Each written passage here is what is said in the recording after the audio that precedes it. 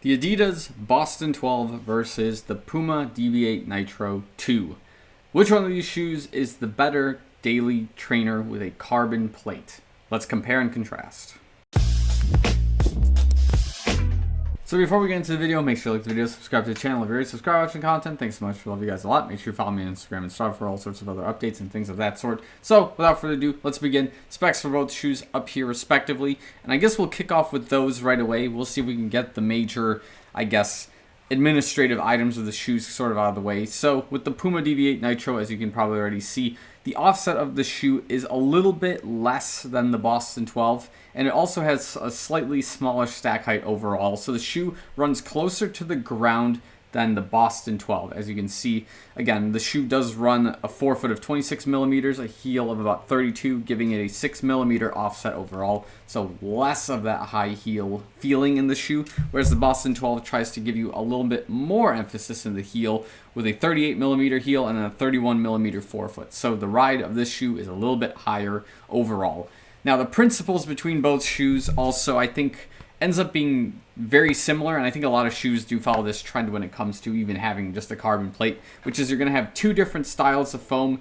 Carbon plate is going to be usually sandwiched in the middle of both of those foams, and the top foam is usually going to be the faster foam, quote unquote, the one that's going to give you, I guess, more responsiveness, much more kickback to whatever you kind of push into the shoe. And then the foam that's running the bottom of both shoes respectively, I think it's more outlined and more visible in the Boston 12. That's the foam that's going to be taking more impact during your day-to-day running. And yeah, it's going to have the purpose of giving you, again, some response, I guess some sort of kickback, but also not sink so hard that you're not going to get any sort of return from that shoe with the carbon plate super foam combinations associated. So in terms of outsoles, there's an apples and oranges kind of deal, as you can see from both of them.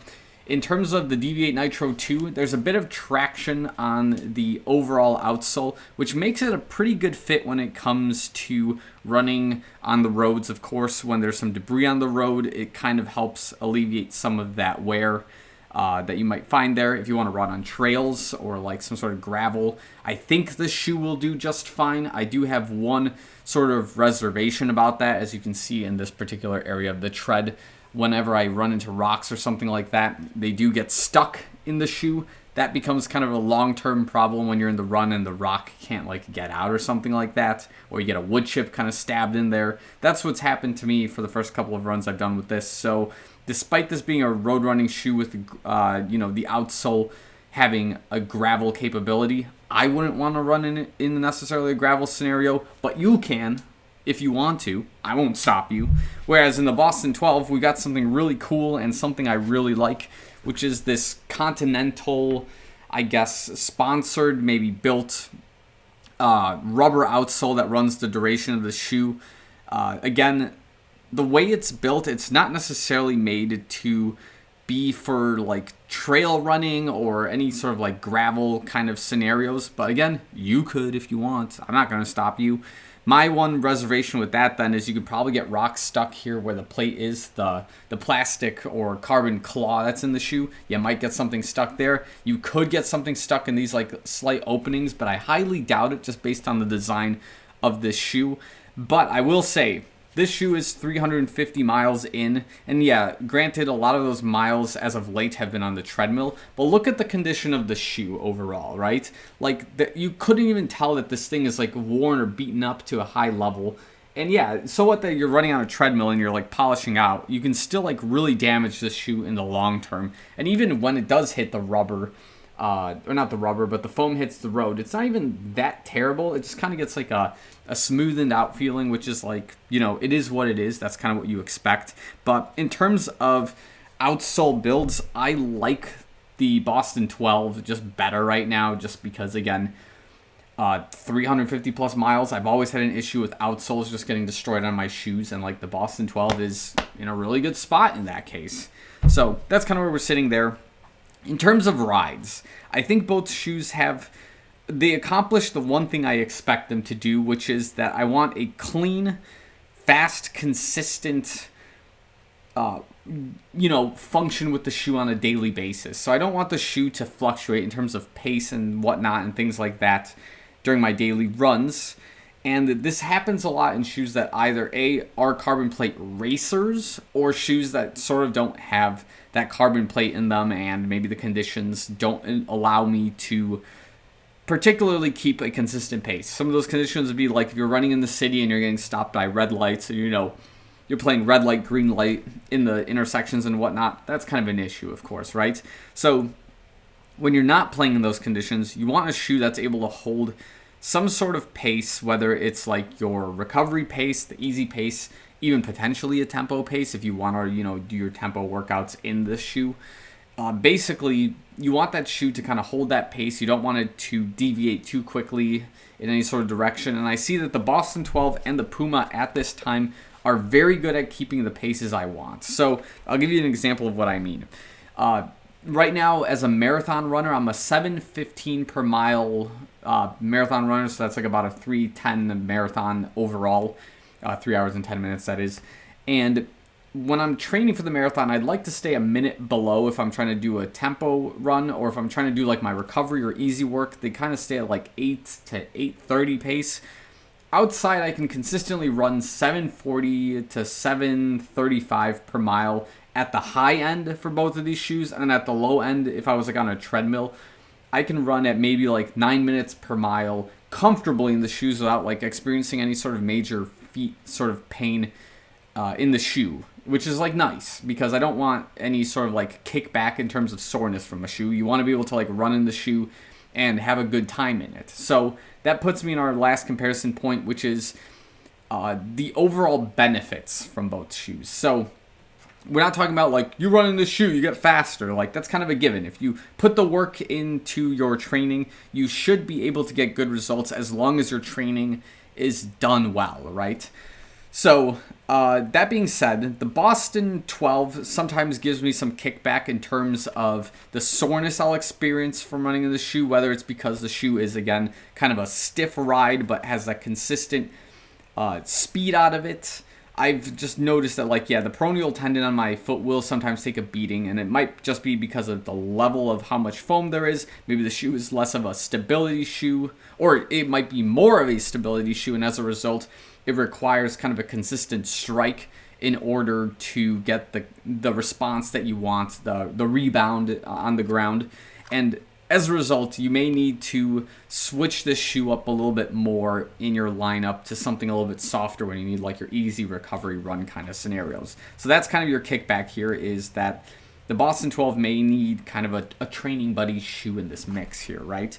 Whereas in the Puma Deviate Nitro, I talked about this in my 50-mile review. When I run in this shoe, the issues I usually had out of running with carbon plate shoes is very minimum, and that might be, a change of other habits, like maybe my sleep's better, maybe my diet's better, maybe my supplementation's better. But usually when I'm done running in a carbon plate shoe, my ankles are sore, my peroneal tendons are sore, and all of that is usually not the case in this particular shoe. And I don't know if it's because I'm running a little bit slower in this thing, if the shoe has just way more cushion and it's just far more comfortable, and I forgot what running in a high cushion, high kind of like stability shoe of that sort felt like. Because the last time I ran in a shoe that I didn't have any ankle pain in, I think was like the Hoka Arahi 16 back in like 2016, 2017, 18, those are the years I had that shoe.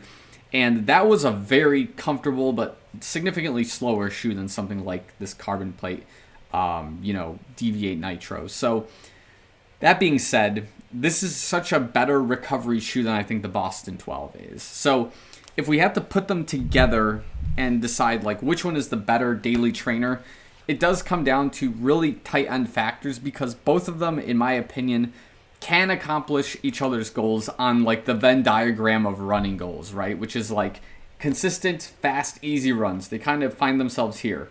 When you go into this circle, this one has more comfort and has more ability to run on different types of terrain other than the road and still give you a good time. Whereas the Boston 12 gives you a much faster, much more stable, and I guess more road-friendly style running overall. So even at the price points, I think the shoes run about the same. Like the Deviate Nitro was like about 150, 160 when I got it. The Boston 12 must have been 120, 130. But like this one is significantly older than the Deviate Nitro as far as I'm aware. They may have even came out about the same time if I'm not mistaken. But price points are about the same. They're about the same echelon or tier in each respective brand. So yeah, if we had to absolutely choose one, just because of experience with the shoe as of right now, I like the way the Boston 12 kind of rolls. Because again, 350 miles into this shoe, approximately 50 plus. So it's just hard to say like where would the Puma would be at about 350 miles as well.